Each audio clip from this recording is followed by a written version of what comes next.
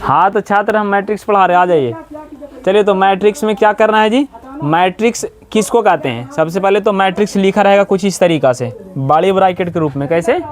बाड़ी ब्रैकेट के रूप में लिखा रहेगा। यहाँ पर कोची लिखा रहता है एम गुना आई, इसको बोलते हैं कोटि। कोची बोलते हैं? मैट्रिक्स की कोटि। कोची? एम होता है रो, कोची होता है? ध्यान से याद आ रहा है ना। और एन कोची होता है? COLUMN, column. कोची? अब मान लो इस मैट्रिक्स में हम लिख दिए 2 3 4 और 2, तो बताइए इसमें के गो रो है? 1 रो और 2 रो। तो यहाँ पे लिखेंगे 2 और गुना में कॉलम के गो है? जिस मैट्रिक्स में रो और कॉलम बराबर हो, रो और कॉलम उसको बोलते हैं कौन अव्यूह? वर्ग अव्यूह। जिस मैट्रिक्स में खाली रो हो, जैसे हम ऐसे लिख दें, खाली ऐसे संख्या लिखा रहे, तो उसको बोलते हैं पंक्ति। क्या? कॉलम अव्यूह। और वैसी मैट्रिक्स जिसमें सिर्फ एक कॉलम हो, इस तरीका से लिखा हुआ हो, इस तरीका से, तो उसको क्या बोलते हैं? स्तंभ। उदाहरण के रूप में देखो दिया गया है, इसमें रो के गो है? 1 गो 2 गो 3 गो, देखो 3 लिखल है ना। कॉलम के गो है? तो 1 हो गया। ऐसे भी समझ सकते हैं, जिसमें एक कॉलम या एक मतलब कि स्तंभ, उसको कौन सा अव्यूह बोलेंगे? जिसमें 1 गो रो, उसको बोलेंगे रो मैट्रिक्स, मतलब सॉरी पंक्ति अव्यूह बोलेंगे। क्या बोलेंगे? जिसमें रो और कॉलम बराबर, उसको क्या बोलेंगे? अब विकर्ण किसको बोलते हैं? तो वैसे अव्यूह विकर्ण किसका होता है? या तो आयत का या तो वर्ग का होता है ना। और क्या वृत्त के विकर्ण होता है? नहीं होता।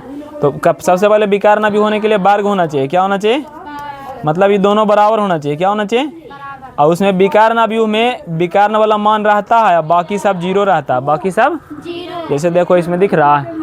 इसी विकर्ण अव्यूह का विशेष स्थिति है, ये बराबर संख्या, यदि विकर्ण वाला संख्या भी बराबर हो जाए तो उसी को बोलते हैं अदिश। क्या बोलते हैं?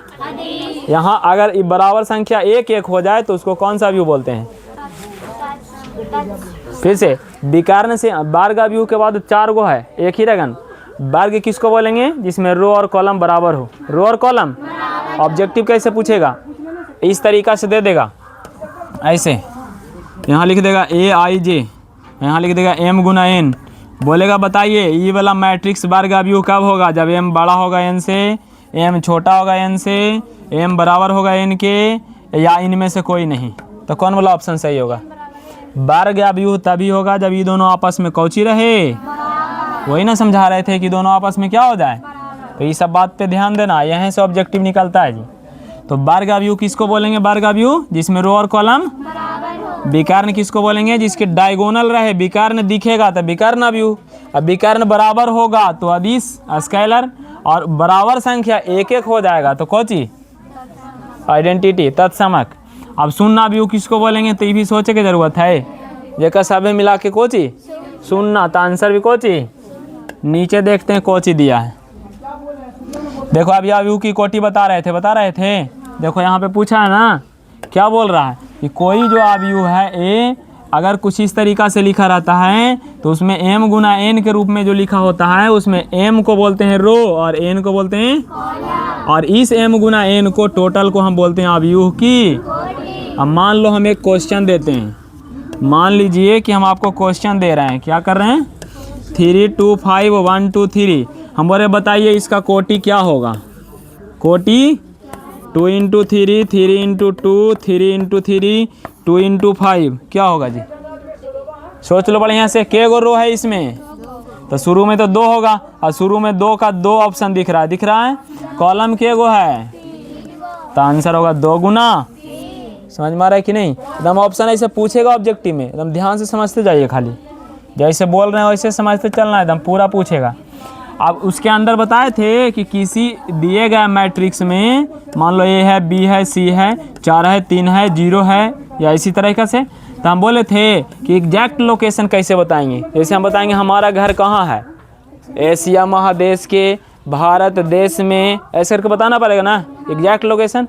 हम बोले हम पटना में रहते हैं, पटना जरी वो है, बताना पड़ेगा ना सेक्टर क्या है, मोहल्ला क्या है, गली नंबर, रोड नंबर, घर नंबर, रूम नंबर तक बताना पड़ेगा जी, पटना में रहते हैं तो, है कि नहीं। तो 3 के लोकेशन क्या होगा? तो 3 के लोकेशन बताने के लिए उसमें रो और कॉलम बताना पड़ता है। क्या बताना पड़ता है? देखो लिखल है ना, आई देख लो, जो इसके अंदर जो संख्या होगा वो आई जे से उसका रो कोटि कोटि लिखा जाता है, ठीक है। जहाँ आई कुछ होता है और जे कुछ होता है। तो बताइए कितना रो में है? पहला रो में है जी 3, किस में है? तो यहाँ लिखेंगे कोची अगुना, पहला कॉलम में 3 दिखा को, तो किस में दिखेगा?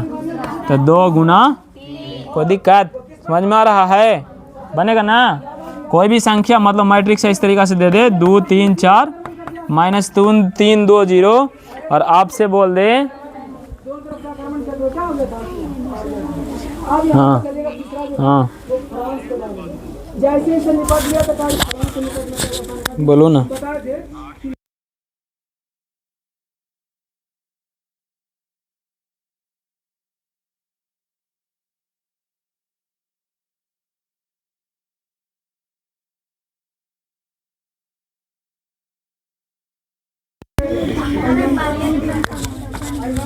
हाँ तो क्या बोल रहे थे जी?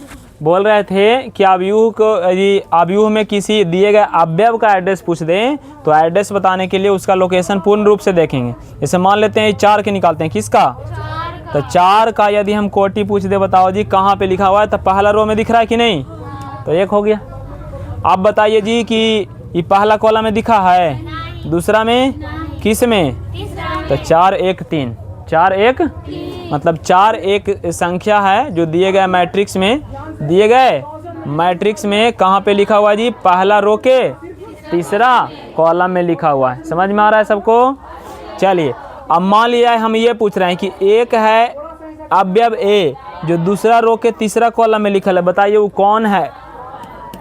कौन जी पूछ रहे हैं? उल्टा हम ये बता रहे हैं कि हमारा घर पटना में गली नंबर 3 रूम नंबर 6 है, तो 6 में तो आप आराम से पहुंच जाएगा। हम बोल रहे हैं बताइए रूम नंबर 3 में कौन रहता है? तो 3 में जाके देखे पड़ेगा।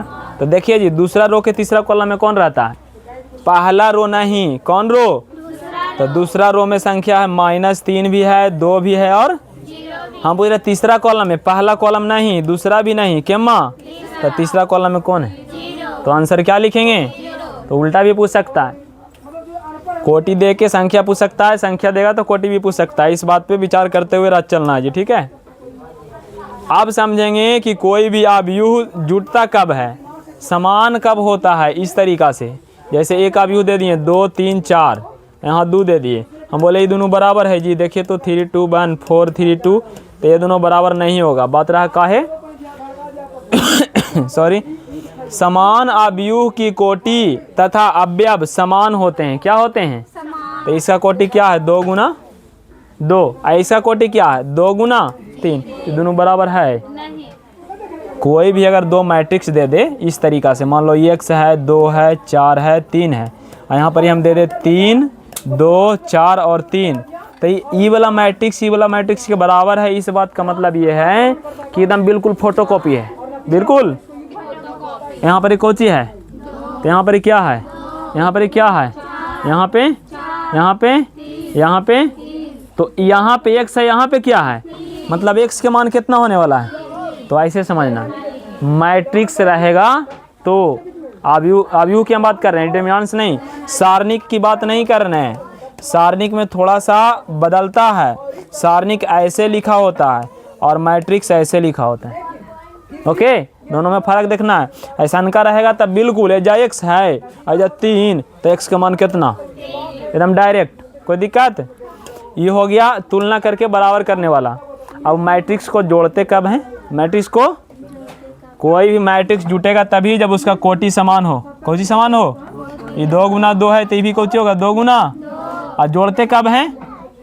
जैसे हम आम, इमली, अचार सब चीज़ आपको दे दें अलग अलग 2 थैला, तो आप किसको किसके साथ रखिएगा? आम को आम के साथ, तो सिंपल है, जोड़ेंगे उसी के साथ जो उसका एड्रेस के रहेगा। तो ये पहला रो के पहला कॉलम में कौन है और यहाँ कौन है? तो ई वाला जुटेगा जब भी तो इसी के साथ जुटेगा, ये ना कि इसको ले जाके इसमें जोड़ देंगे, ऐसा नहीं होगा। तो वही कंडीशन यहाँ बताया गया है कि ए को जोड़ेंगे ए के साथ तो ए प्लस ए लिखाएगा, बी को किसके साथ? तो बी प्लस बी, और सी को और डी को एकदम संगत एलिमेंट को जोड़ देना है। जैसे 2 3 1 2 को जोड़ना है 3 2 1 5 में, तो कैसे जोड़ेंगे? 2 को किसके साथ जोड़ेंगे? 3 के साथ। आंसर क्या होगा? ध्यान से देखना है, 3 को किसके साथ जोड़ेंगे? तो आंसर क्या होगा? 1 को किसके साथ, आंसर 2 को किसके साथ, तो आंसर 7। क्या हो जाएगा, हो गया। समझ में आया कि नहीं। जैसे जोड़े हैं वैसा ही क्या करना है, घटाना है। वैसा ही जैसे हम जोड़ दिए तो 2 में जुट गया 3। हम मान लो पूछ रहे हैं a माइनस बी बताइए, तो जोड़ने की जगह घटा देना है। 2 में घटाएंगे 3, बताएगा कोई, क्या बचेगा, माइनस ऐसे ही आगे 3 में घटाएंगे 2 आंसर, 1 में घटाएंगे 1 आंसर, 2 में घटाएंगे 5 आंसर माइनस। समझिए, घटाने जोड़ने के लिए ऑब्जेक्टिव में जोड़ने और घटाने के लिए क्वेश्चन पक्का आएगा। और 2 नंबर में आएगा वो अलग से बता रहे हैं। 2 नंबर में थोड़ा सा घुमा के पूछता है, घुमा देगा तो नहीं बनेगा। क्या करेंगे, बनेगा, बनेगा, काहे नहीं बनेगा, घुमा के देगा। देखो कैसे बनाएंगे, बताते हैं।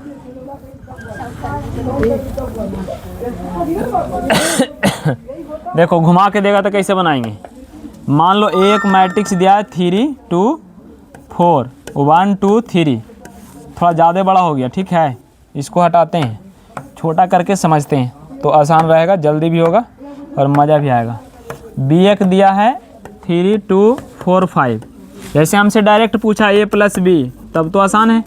3 3 बोलो, 3 3 सॉरी 2 और 2 1 और 4 2 और 5 7, 2 और 5। अगर हम ऐसे पूछ देना ये 2a अब प्लस बी बताइए, तब क्या होगा। तब पहले a में 2 से कौची करना है, तो 3 को गुना करेंगे 2 से तो आंसर 6 को जोड़ेंगे 3 में तो आंसर। पता चल रहा है बात। ए मैट्रिक्स जो भी दिया है उसमें जितने भी एलिमेंट है उस सब में कितना से गुना करेंगे और उसके बाद किसके साथ जोड़ेंगे। मान लिया जाए हम ऐसे पूछ दें कि 2a अब प्लस 3 भी बताइए, तब तो a में कितना से, b में कितना से, पहले गुना करके लिख लेंगे, काहे कि सब पूछेगा तो 2 नंबर में। किस में, चलिए गुना करके लिख देते हैं। 3 दूनी 2 दूनी 1 गुना 2 2 दूना, इसका काम हो गया ना बउआ। अब बीच में कौची, अब 3 से गुना कर लो b में, 3 तिया 3 दूना 4 तिया 5 तिया। अब आराम से दोनों को कौची कर लेंगे, हो गया 9 6 15 6 4 10 12 2 14 15 4। समझ में आ रहा है कि नहीं। जैसे जोड़ेंगे वैसा ही तो टाइम उसमें बिताएं कि आगे बढ़ जाएं। जैसे जोड़े वैसा ही। कभी कभी ऐसे भी पूछ देता है 1/2 इंटू ए प्लस 1/2 इंटू बी। हाँ कह रहा था ए में कौची करेंगे, अगर ऊपरे 2 रहा था 2 से गुना करते थे, नीचे 2 है 2 से भागा कर देंगे। 2 से भागा करेंगे तो 3/2 होगा, 2 से भाग करेंगे 1 होगा, 2 से भाग करेंगे 1/2 होगा, 2 से भाग करेंगे 1 होगा। आराम से इसके साथ आगे जोड़ देंगे, सिंपल है। बटम रहेगा तो भाग देंगे, ऊपर रहेगा तो गुना कर देंगे। कोई दिक्कत है। चलिए आगे देखते हैं।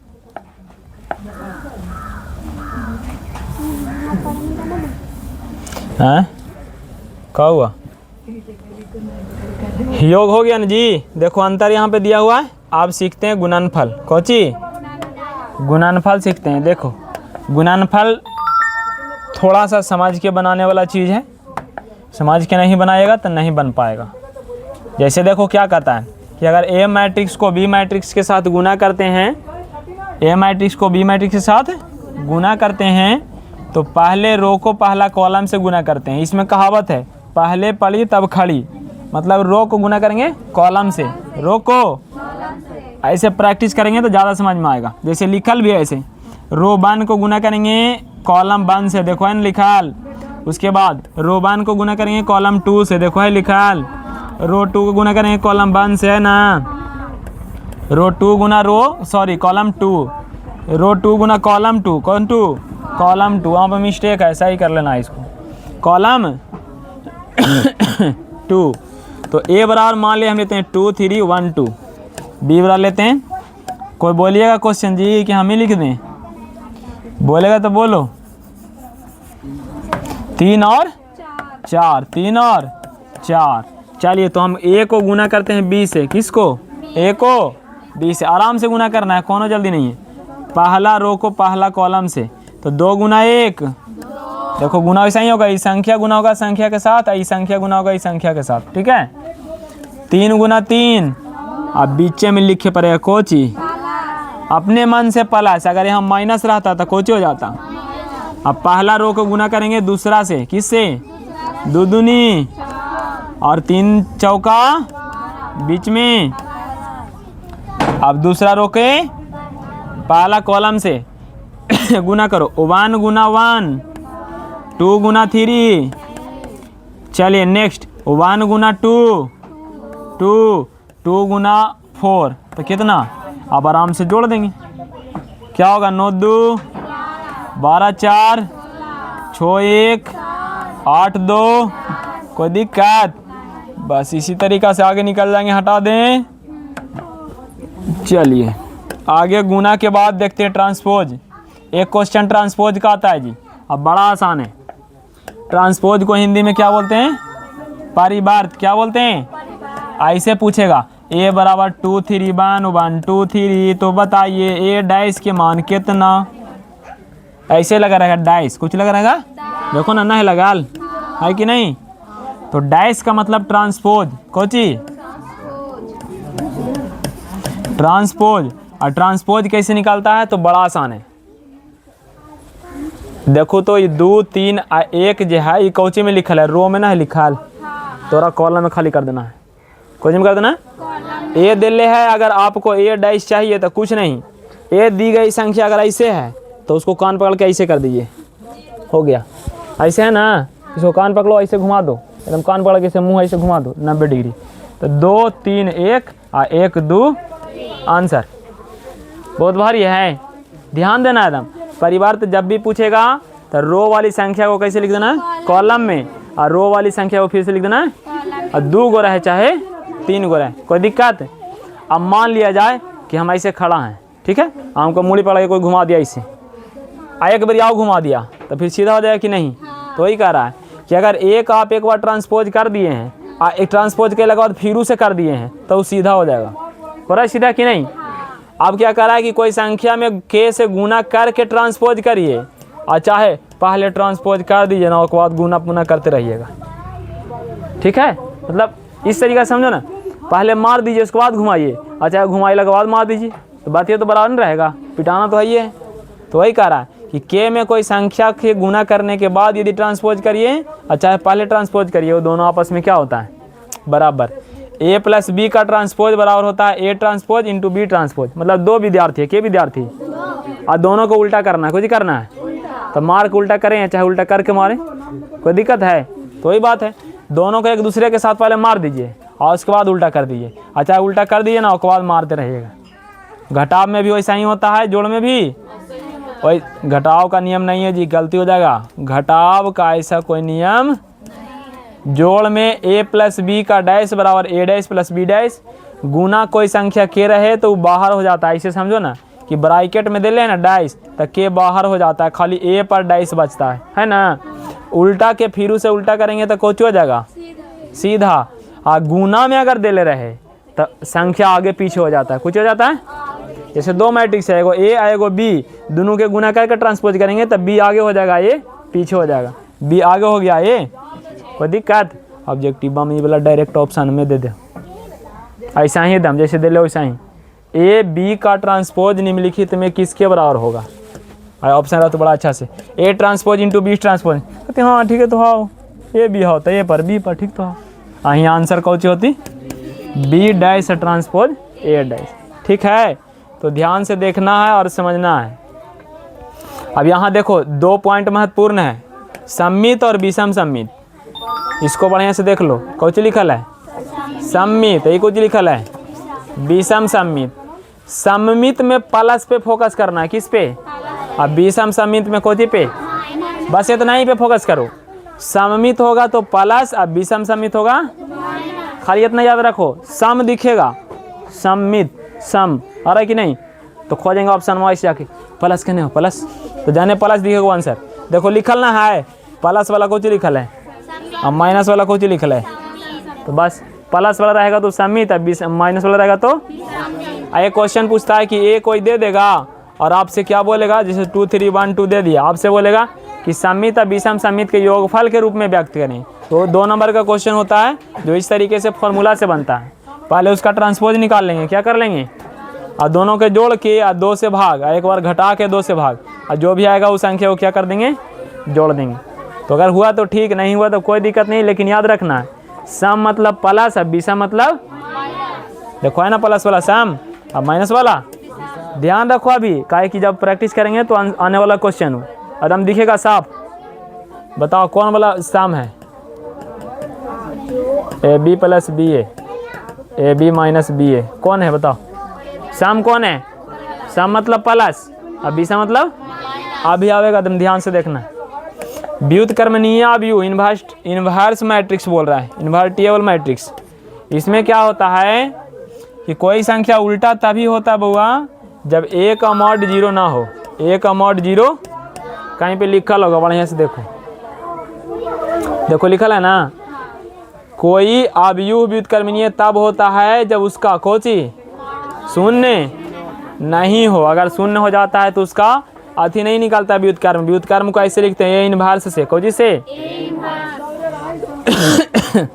जैसे अभी पढ़े थे कि A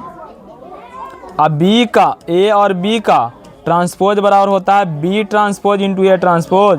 वैसा ही A और B के होल इन्वर्स बराबर भी वैसा ही होता है B inverse into A inverse.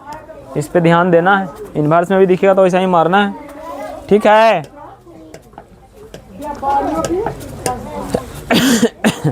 अब यहाँ देखो क्वेश्चन आगे क्या कर रहा है, कह रहा है यदि कोई संख्या A है, सॉरी यदि कोई अवयव A है, कौची है, और उसका उल्टा B है, B कौची है, उल्टा कौची, तो ये दोनों के गुणनफल I के बराबर होगा। I for identity, I for identity, identity का मतलब उसका मान 1 होता है। कितना होता है, जैसे 2 एगो संख्या है, 2 एगो, तो 2 के बटा में कितना है 1, इसको उल्टा करेंगे तो कुछ हो जाएगा 1 बटा ये है, ये कौची है, तो दोनों के गुना करेंगे, दोनों के कौची करेंगे, तो दोनों के जब गुना करेंगे तो इसका आंसर 2 से 2 ना कट जाएगा, तो जब कट जाएगा तो आंसर कितना होगा